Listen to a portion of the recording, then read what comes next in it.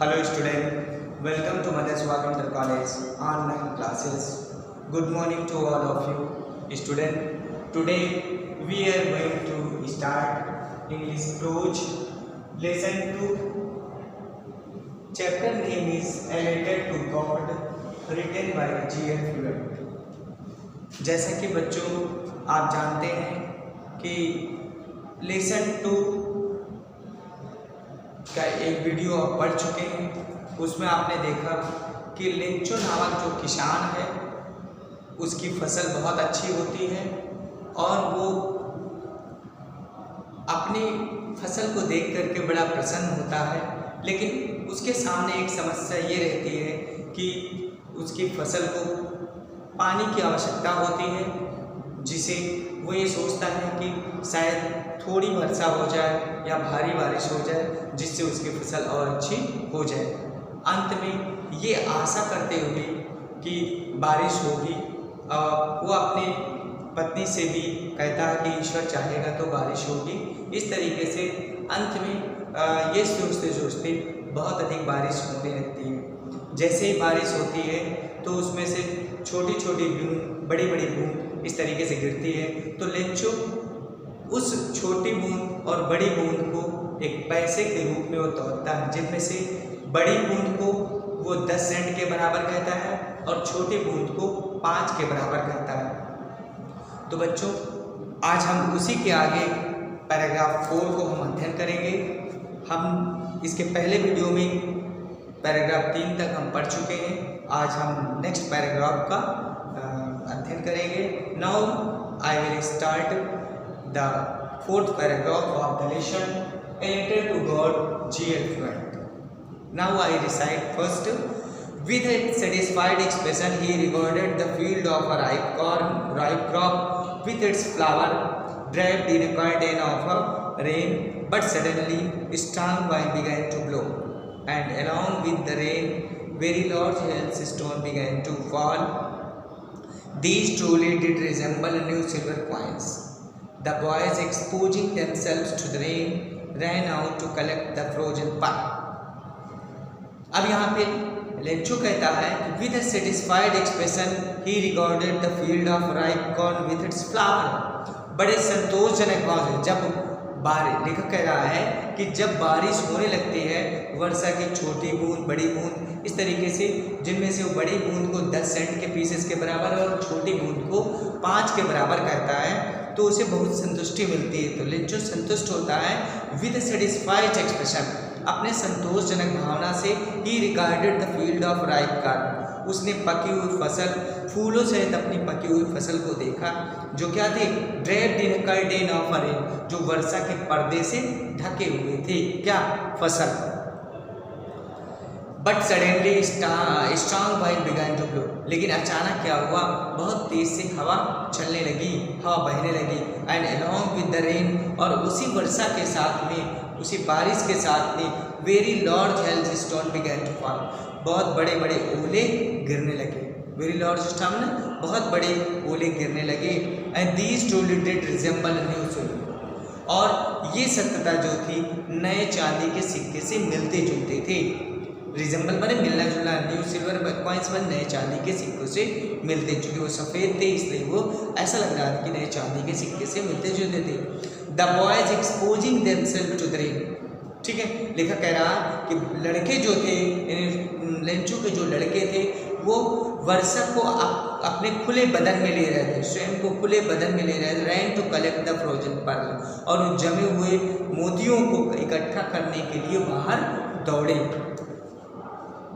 It's really getting bad now, explain the man, I hope it passes to.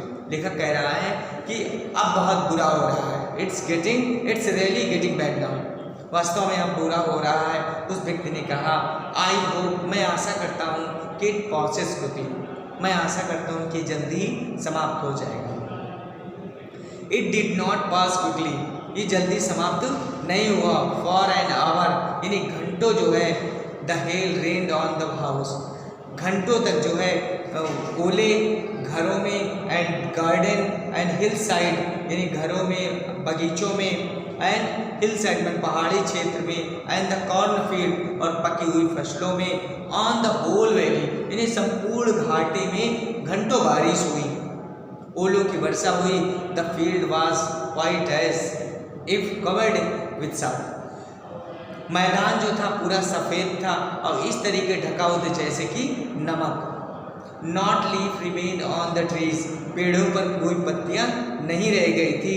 The corn was totally destroyed, corn माने अनाज, जो अनाज जो थी वो पूरी तरीके से नष्ट हो गई थी। The flower were gone from the plants, जो फूल थे वो पौधों से गिर गए थे, चले गए थे।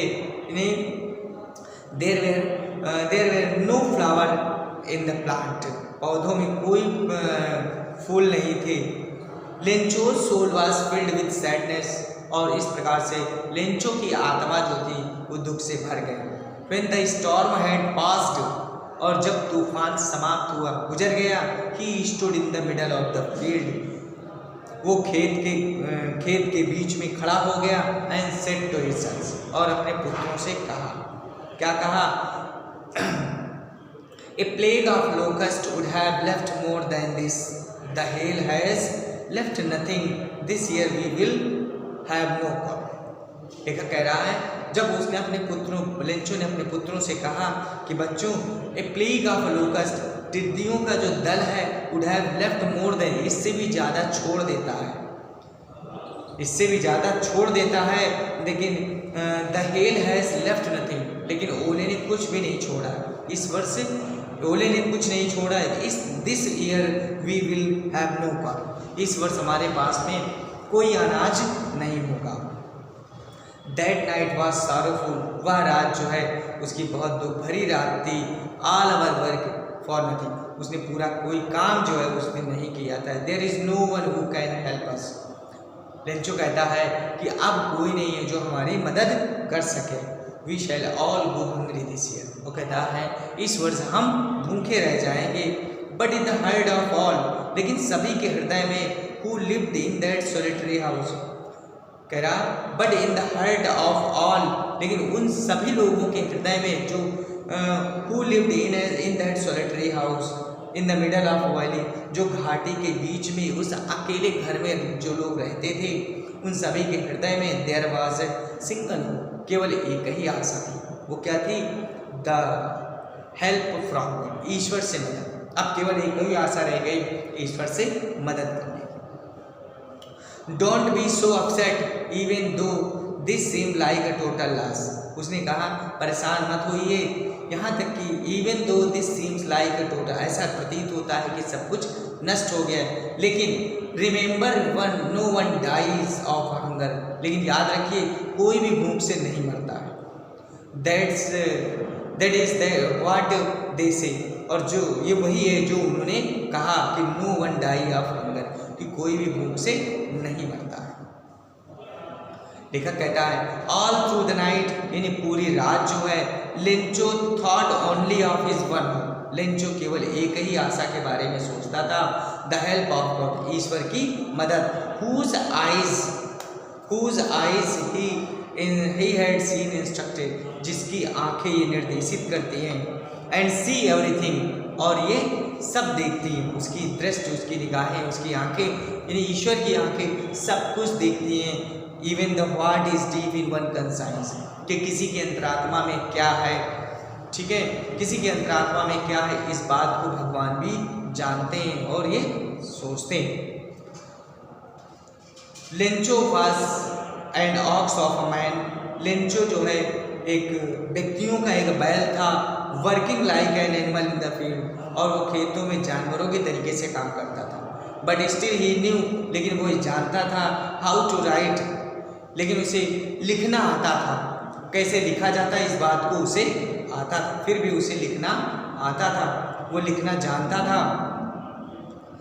The following Sunday at daybreak, अगले दिन रविवार और प्रातःकाल, एट डे ब्रेक मैंने उषा काल, प्रातःकाल जो है, he began to write a letter, उसने पत्र लिखना प्रारंभ किया।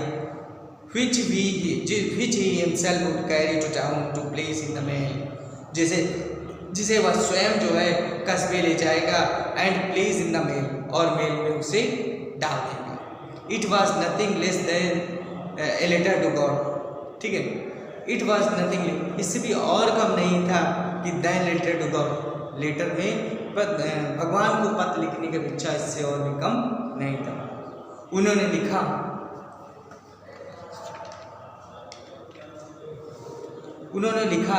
कि God he road if you don't help me, Lencho ने लिखा, ठीक है, उन्होंने लिखा भगवान कि if you don't help me, यदि तुम मेरी मदद नहीं करते हो तो my family and I will go hungry this year, तो मैं और मेरा परिवार जो है इस वर्ष भूखे रह जाएंगे।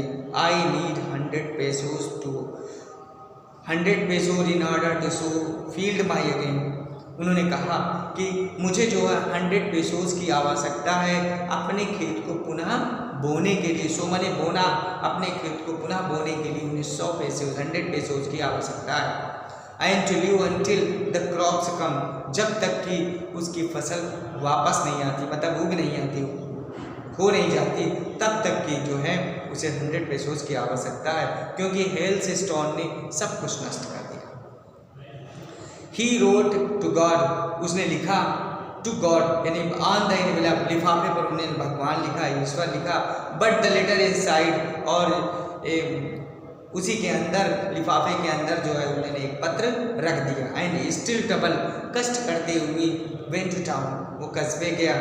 एट द पोस्ट ऑफिस, इन पोस्ट ऑफिस पर he placed a stamp, post office पर he placed a stamp on the letter, उन्होंने पत्र पर जो है एक टिकट चिपकाए। And drop it into the mail box, और उसे मेल बॉक्स में डाल दिया। वन ऑफ द एम्प्लॉई, उनमें से एक कर्मचारी, हु वाज अ पोस्टमैन, जो पोस्टमैन था, and also helped eight the post office, वो भी पोस्ट ऑफिस की मदद करता था, पोस्टमैन था और जो अपने डाक विभाग की पोस्ट ऑफिस की जो है वो मदद करता था। वेंट टू हिज बॉस, वो अपने बॉस के पास में गया।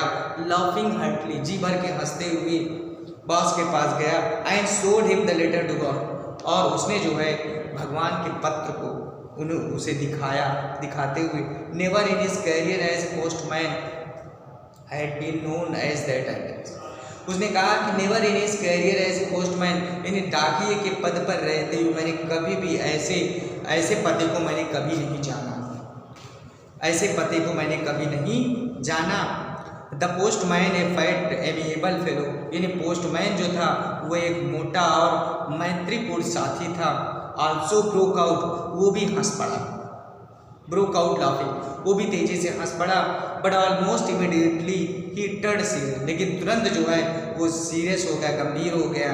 And typing the later on his desk commented, और मेज पर पत्र पर थपथपाते हुए, टाइपिंग करते हुए उसने कहा, कमेंटेड मैंने कहा, क्या कहा कि व्हाट अ फेथ, क्या विश्वास है, यानी उस व्यक्ति का ईश्वर पर कितना विश्वास है।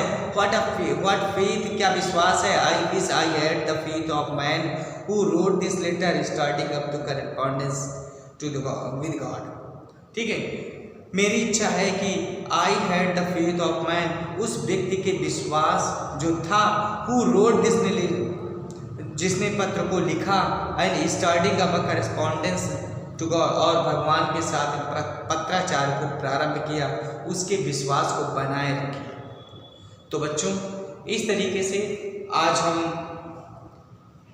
5 पैराग्राफ तक हम पढ़ चुके हैं, और इसके बाद आज हम वीडियो यहीं समाप्त करते हैं। इसके बाद नेक्स्ट पैराग्राफ को हम नेक्स्ट वीडियो में पढ़ेंगे। तब तक सभी बच्चे ध्यान से इसको वीडियो को देखेंगे और इससे मीनिंग और इसकी कहानी को पुनः एक बार दोहराएंगे और याद करेंगे। Thank you.